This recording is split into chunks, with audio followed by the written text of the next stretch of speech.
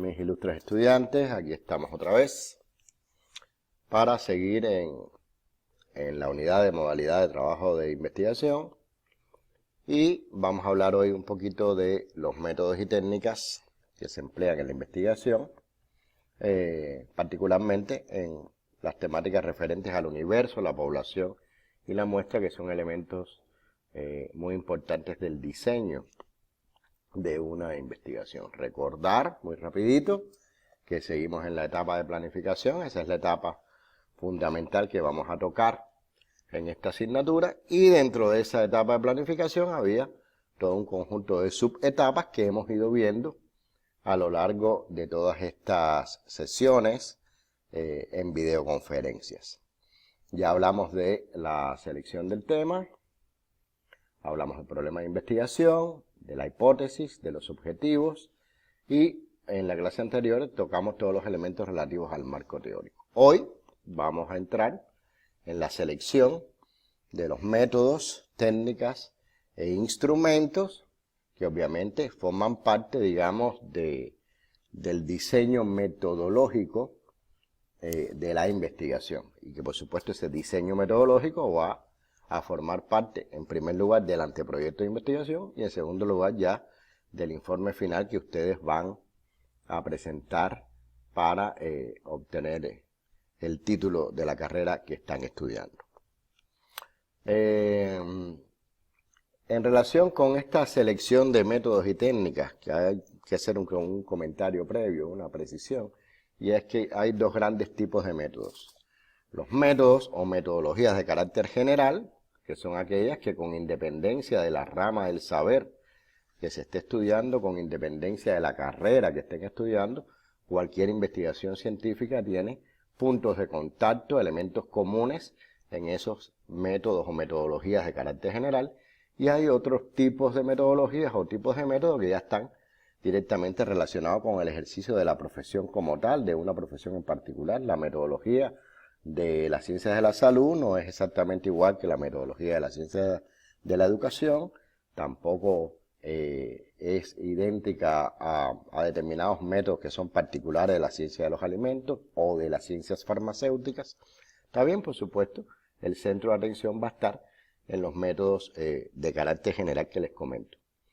Esos métodos o esa metodología que, insisto, va en el epígrafe, en el bloque de diseño metodológico de la investigación, pues dentro de esa metodología cualquier investigación tiene que determinar el universo, la población y la muestra, fundamentalmente la muestra, ahí es donde está la esencia de todo. Tiene que operacionalizar variables, o sea, las variables que están declaradas en el problema de investigación y de alguna manera, por supuesto, también en el objetivo general y los específicos, tienen que ser definidas y operacionalizadas en su momento. Vamos a estudiar qué es la operacionalización. Obviamente habrá que seleccionar también qué instrumentos se van a emplear para recoger los datos, para recoger la información que nos permita cumplimentar los objetivos y arribar a conclusiones en la investigación. Y de manera general también, pues hay que tener en cuenta qué tipo de diseño y qué tipo de estrategia se va a acometer en ese proyecto investigativo. Les aclaro además que el orden en que se imparta esto es variable. Yo pudiera empezar por el diseño y la estrategia, o pudiera empezar por la operacionalización de las variables, o pudiera empezar por el universo, la población y la muestra. O sea, con independencia de por dónde se empiece, al final el resultado va a ser el mismo. Lo otro es cómo se declara en el protocolo de investigación, que ya les expliqué que eso depende de determinadas normativas. En este caso nosotros nos vamos a guiar en su momento, cuando hablemos ya particularmente del protocolo, nos vamos a guiar por las normativas de la Universidad Técnica de Manabí, que es en donde ustedes están cursando los estudios superiores y de donde se van a graduar.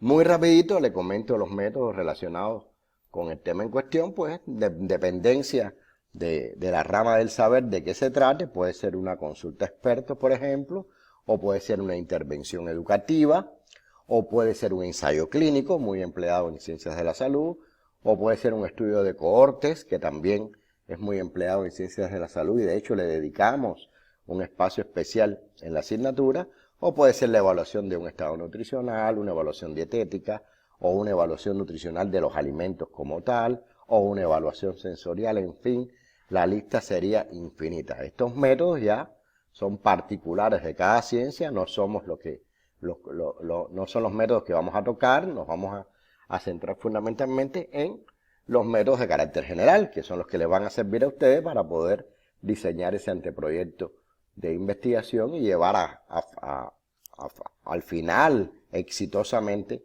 su investigación científica. Y como les comentaba, pues hoy nos vamos a dedicar al estudio dentro de esos métodos de carácter general, el universo, la población y la muestra, que tienen una importancia bien grande a la hora de realizar una investigación, porque deciden la validez y la fiabilidad de una investigación hasta cierto punto. Entonces, definamos primero qué es universo, qué es población y qué es muestra. Pues el universo está conformado por todas las poblaciones, o sea, jerárquicamente está arriba, está conformado por todas las poblaciones o unidades de análisis, ya sea una comunidad, ya sea un grupo etario, ya sean archivos clínicos, ya sean alimentos, ya sean materias primas, ya sean incluso personas que padecen una determinada enfermedad, en fin, todas las poblaciones que se quieren estudiar y que podrían ser observadas individualmente. Dicho de otra manera, constituye, como está en rojo ahí lo están mirando, el conjunto de todas las poblaciones que son objetos tangibles o medibles que se pretende para el estudio. Bien, pero obviamente el universo no, es imposible de analizar, de manera que eso hay que, digamos, cerrarlo un poco y entonces aparece la población objeto de estudio. Esa población objeto de estudio es aquella sobre la cual se pretende que recaigan los resultados o conclusiones de la investigación. O sea, su investigación cuando concluya, cuando usted arribe a conclusiones, esas conclusiones deben poder ser generalizables a una cierta población, pero es imposible generalizarlas al universo, ¿está bien? No obstante, usted no va a trabajar con toda la población. De esa población tiene que tomar una muestra. O sea, la muestra es la parte de esa población que directamente usted va a observar. Para poner un ejemplo, no sé si recuerdan que hemos estado analizando, entre los estudios que hemos puesto de ejemplo, hay un estudio sobre los factores que afectan la hipoglucemia neonatal. Lo hemos visto en varias de las conferencias, ¿bien? O sea, factores que influyen en la hipoglucemia neonatal. ¿Quién sería el universo? Bueno, el universo a lo mejor son todos los neonatos, ¿verdad? Todos los neonatos de Ecuador. Ese pudiera ser el universo, pero usted no puede estudiar todos los neonatos de Ecuador. Usted tiene que un poco disminuir eso y llega a la población, y a lo mejor la población son todos los neonatos de Manabí, de la provincia de Manabí, o incluso todos los neonatos del cantón de Puerto Viejo. Pero aún así, eso es una población muy grande. Usted se va a centrar en su investigación, a lo mejor, es posible, en los neonatos de un determinado hospital, o sea, de una determinada unidad de salud. Y esa entonces sería la muestra. O sea, en esa investigación, repito, el universo, todos los neonatos de Ecuador, la población, los neonatos de Manabí o los neonatos de Puerto Viejo, y la muestra en particular que usted va a tomar estaría dirigida a lo mejor a los neonatos en un determinado hospital. En el caso de que usted enfoque su investigación a todos los neonatos de ese hospital. Bien, si usted no puede tomar como muestra a todos los neonatos del hospital, entonces ese hospital sería la población y la muestra sería el número de neonatos, el número de historias clínicas, el número de niños en particular en lo que usted centre su estudio, ¿verdad? O sea, la población, o sea, el universo, población y muestra puede variar en función de las posibilidades y las necesidades de su investigación en particular, ¿ok? Ahora, ¿cuáles serían los pasos para la selección de esa muestra, que es muy importante? O sea, la determinación de la muestra es un elemento muy importante, insisto, porque va a tener un impacto muy grande en la veracidad y en la fiabilidad de los resultados de la investigación. El primer paso sería definir los casos, que los casos pueden ser personas, o pueden ser otros seres vivos, pueden ser animales, hay muchos estudios con animales, ¿verdad? O pueden ser objetos, o pueden ser fenómenos, o pueden ser procesos, sucesos, comunidades, en fin. Hay que definir los casos sobre los cuales se habrán de recolectar los datos. Y eso es lo que se conoce como unidad de análisis. Entonces, vamos a ver un par de ejemplos de cómo se puede seleccionar satisfactoriamente una unidad de análisis para que ustedes entiendan un poquitico mejor de qué es lo que estamos hablando. Digamos que usted tiene como pregunta de investigación, usted quiere saber en qué medida contribuye la satisfacción en la comunicación que tienen los pacientes de enfisema pulmonar con sus médicos en el apego al tratamiento. O sea, usted lo que quiere saber si la comunicación de los pacientes con sus médicos tiene alguna influencia en que esos pacientes, en este caso con enfisema pulmonar, sigan el tratamiento de manera adecuada. Digamos, usted quiere saber si la comunicación es buena, pues ellos siguen bien el tratamiento, pero si la comunicación no es buena, obviamente ellos se alejarán del tratamiento. Quiere probar eso, quiere dar respuesta a esa pregunta.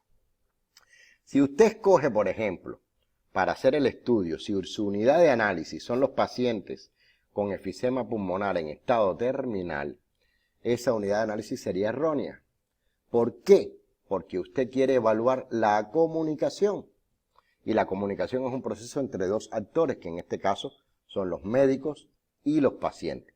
Por tanto, sería mucho mejor utilizar como unidad de análisis tanto los pacientes que tienen el enfisema pulmonar como los médicos responsables de su tratamiento, porque de esa manera usted obtendría información sobre si realmente la comunicación entre ambos es buena o mala, y a partir de ahí pudiera entonces, con los instrumentos que seleccione, evaluar si efectivamente hay una correlación entre una buena comunicación y el apego al tratamiento que sigan los pacientes. Bien, es un ejemplo de cómo se puede tomar una unidad de análisis errónea y cómo mejorarla.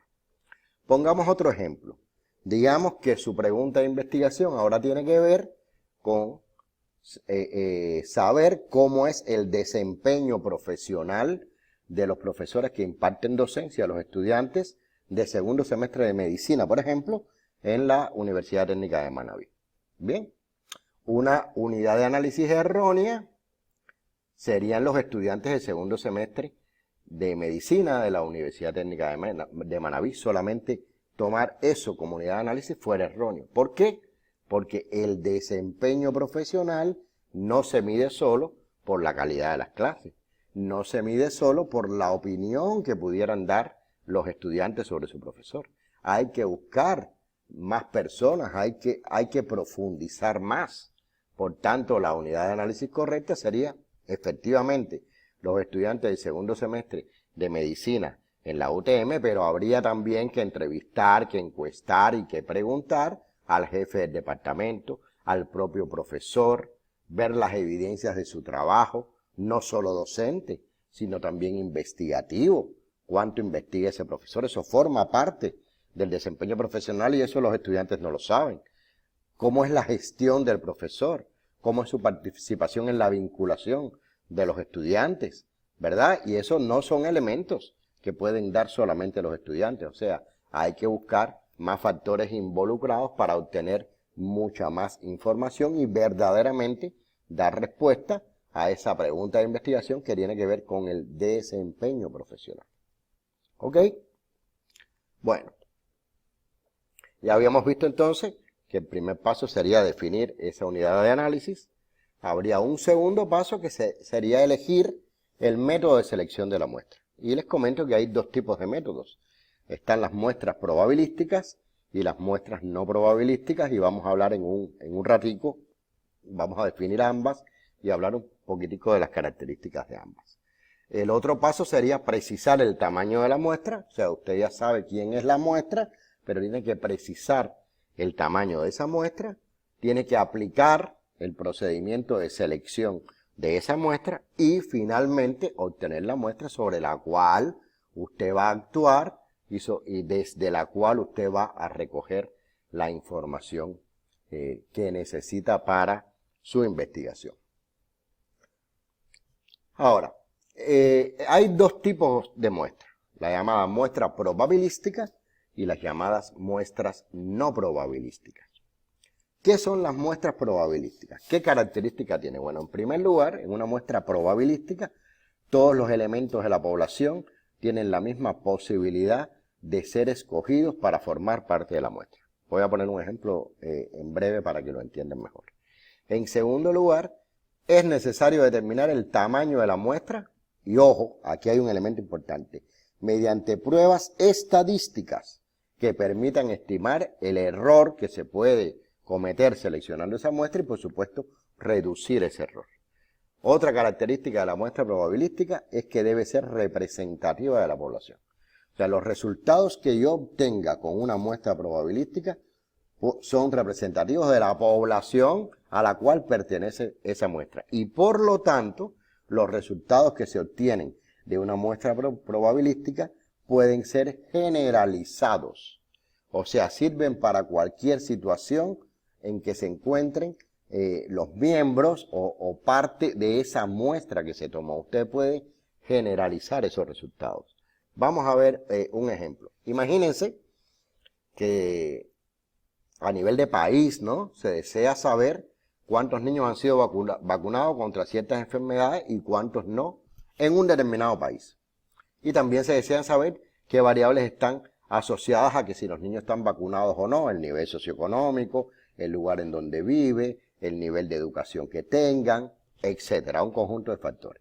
Y también, bueno, las motivaciones que tienen los padres para vacunar o no a esos niños. Y ellos quieren, esta investigación lo que desea es conformar una muestra nacional de lactantes, por ejemplo, y de los datos obtenidos, tomar decisiones para formular estrategias de vacunación a nivel de país. Y por supuesto, además, lanzar mensajes dirigidos a persuadir a la población para que vacunen oportunamente a los niños. O sea, estamos hablando de una investigación cuyo fin es que todo el mundo se vacune y por tanto requiere de una información fidedigna de cómo está la situación de vacunación a nivel del país.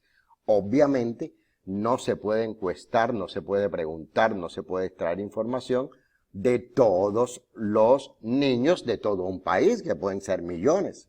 Hay que tomar una muestra de esa población, porque la población es muy grande. En este caso, esa muestra tiene que ser probabilística. ¿Por qué tiene que ser probabilística?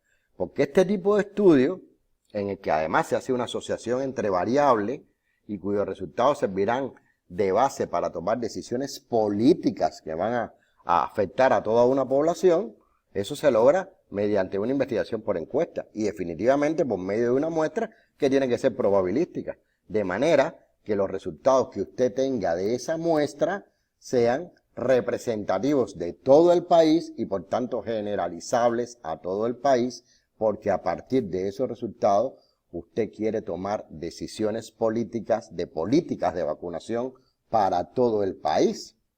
¿Está claro? Y necesita que esa muestra tenga el menor error posible.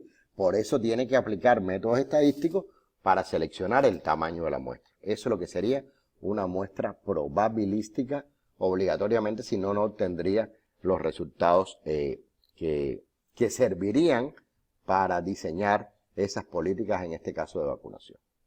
Ahora, la muestra no probabilística, ¿cuáles son sus características? Bueno, la elección de los elementos no depende de la probabilidad, sino de causas relacionadas con las características de la investigación. O sea, aquí el muestreo es intencional. No puedes hacerlo probabilístico. Como el muestreo es intencional, no es necesario determinar el tamaño de la muestra mediante pruebas estadísticas. Y después voy a poner un ejemplo para que lo entiendan. Este tipo de muestra no probabilística tampoco necesariamente tiene que ser representativa de la población. Y muchísimo menos necesariamente que sus resultados puedan ser generalizados. O sea, fíjense cómo en función del tipo de muestra con que se trabaje, serán los resultados finales de la investigación. En un caso es representativo, en un caso pueden ser generalizados En otro caso, no necesariamente tiene que ser representativa la muestra y no necesariamente tienen que ser generalizados los resultados. Vamos a tomar como ejemplo la investigación sobre la moringa, ¿se acuerdan? O sea, el comportamiento del estado nutricional de los adolescentes de la comunidad Cerro Guayabal, ya hemos visto esta investigación en otro ejemplo, luego de una intervención nutricional educativa y de la suplementación dietética con esos famosos 2 gramos de polvo de hojas secas de moringa. Aquí lo que se hace es que se valora el estado nutricional de los adolescentes a través de un método antropométrico, bioquímico y dietético, eso lo habíamos comentado, para establecer comparaciones entre un momento inicial y después de la intervención y la suplementación. Ahora, la población de adolescentes del Cerro Guayabal está constituida por 244 adolescentes. Lo ideal hubiera sido poder tomar como muestra los 244 adolescentes. Y a los 244 adolescentes hacerle análisis de sangre, análisis antropométricos, análisis dietéticos para evaluar su estado nutricional al principio, darles los 2 gramos de moringa, darles la intervención nutricional educativa y al final volver a medir esos mismos parámetros bioquímicos. Pero eso obviamente es imposible, en primer lugar, porque se requiere algo que se llama consentimiento informado. O sea, esos adolescentes tienen que querer participar en la investigación, no se les puede obligar. Por tanto, esta muestra es no probabilística, es de participantes voluntarios, es una muestra que es intencional y al final solamente 31 adolescentes entre 10 a 19 años fueron los que aceptaron la invitación a participar en el ensayo comunitario y cuyos tutores o padres firmaron el consentimiento informado. Obviamente se tuvo además que excluir del estudio a adolescentes con antecedentes de enfermedades renales, hepáticas o de tipo nervioso y a quienes presentaron limitaciones motoras que determinan una condición permanente de hipoquinesia en su estilo de vida. Conclusión, en esta investigación participaron, o sea, la muestra estuvo compuesta por participantes voluntarios, el que quería. Por tanto, esa muestra es no probabilística, porque no todos los elementos de la población se pueden tomar como muestra, son solamente los que quieren. Esto es un elemento súper importante. No obstante, esta fue una investigación que llevó a Félix Témio y les repito, les recuerdo que además constituyó una tesis doctoral en el que la doctora Yera Vázquez, su decana, obtuvo el grado de doctor en ciencia de los alimentos. O sea, aun cuando la muestra sea no probabilística, no significa que la investigación tenga menos mérito. Bien. Otros elementos que yo quisiera tocar relacionados con la muestra probabilística tienen que ver con las etapas, ¿no? Cuando uno toma la muestra, decide tomar una muestra probabilística, lo primero que tiene que hacer es calcular un tamaño de muestra que sea representativo de la población. Ya vimos que esa es una característica de las muestras probabilísticas. Ahora, ¿cómo yo calculo ese tamaño de muestra? ¿Cómo selecciono ese tamaño de muestra? En algunas investigaciones hay normas y en otras investigaciones simplemente con ayuda de la estadística, recuerden que es mediante procedimientos estadísticos, hay fórmulas matemáticas que teniendo en cuenta los niveles de significación que usted quiere obtener con la prueba y teniendo en cuenta el tamaño de la población, permiten determinar el tamaño de la muestra. Hay muchas expresiones que permiten hacer esto, yo solamente les voy a mostrar esta es una de tantas. Lo único que quiero que se fijen, aparentemente es una muestra, una ecuación muy complicada, para nada es muy complicado si se fijan. Lo único que necesito, o sea, este es el tamaño de la muestra y la mayoría de estos valores ya están normados de alguna manera.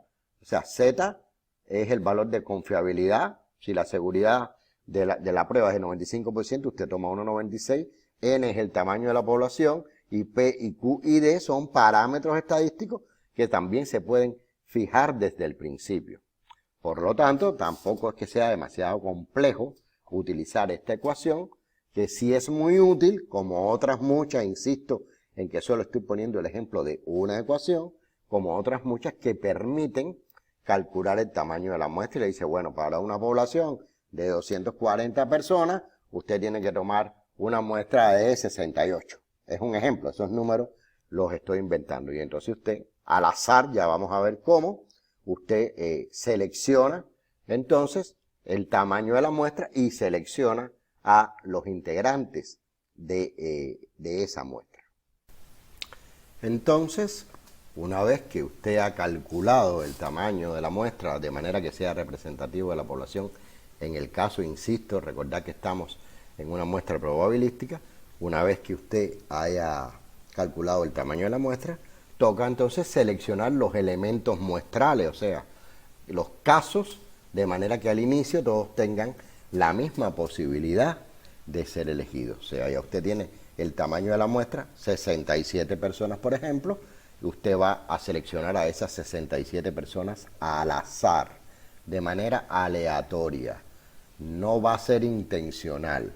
Digamos, si usted quiere hacer un estudio para hacer publicidad sobre un determinado producto alimenticio y le quiere preguntar a los consumidores, y usted dice, bueno, voy a tomar 20 personas del Supermaxi y voy a tomar 10 personas de tal mercado y voy a tomar otras 20 personas de tal mercado, usted va al Supermaxi y aleatoriamente selecciona a las 20 personas.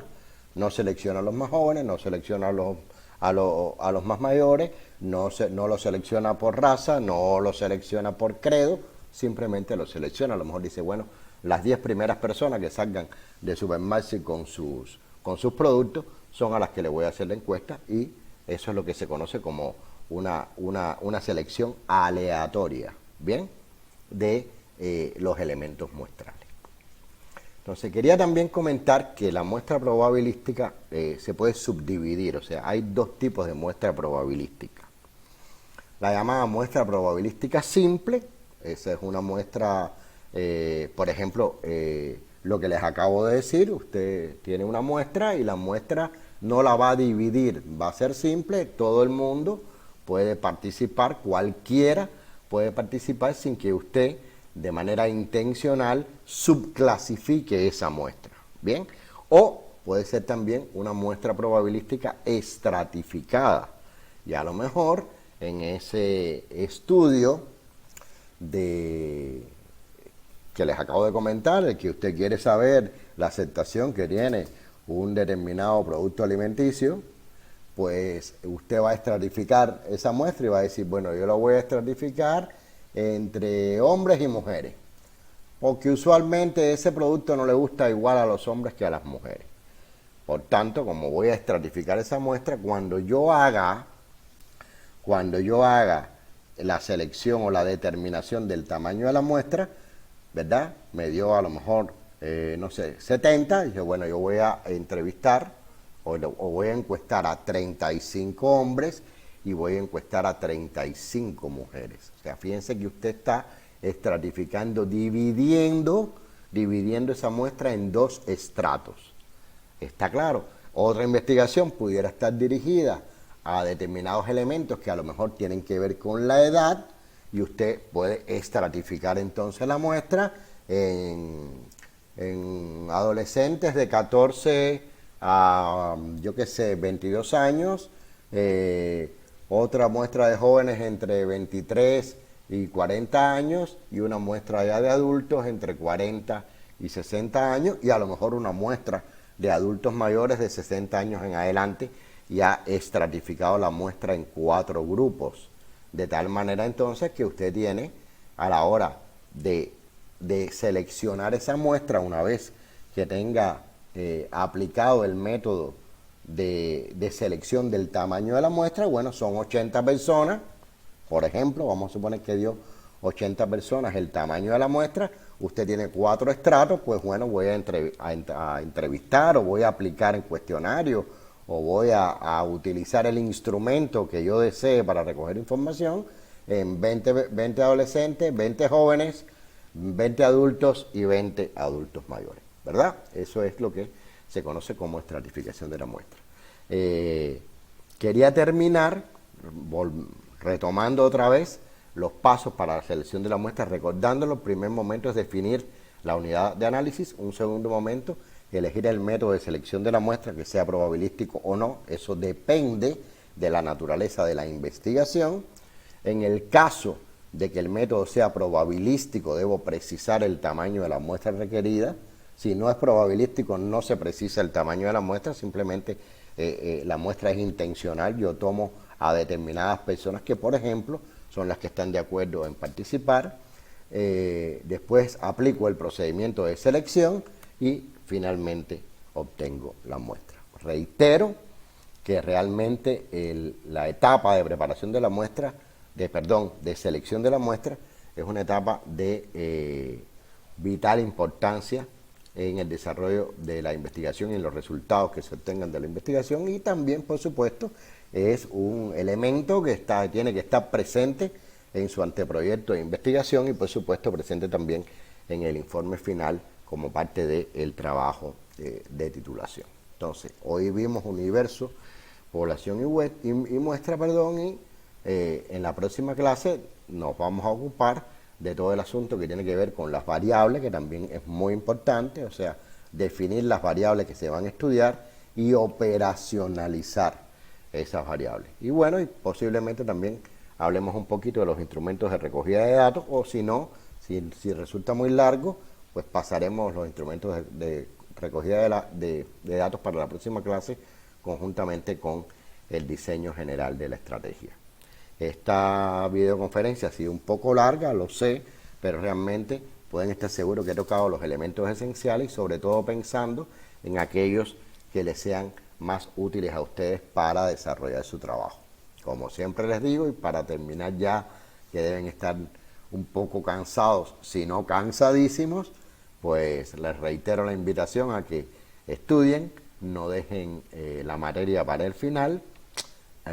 Hasta la próxima y ya nos estamos viendo.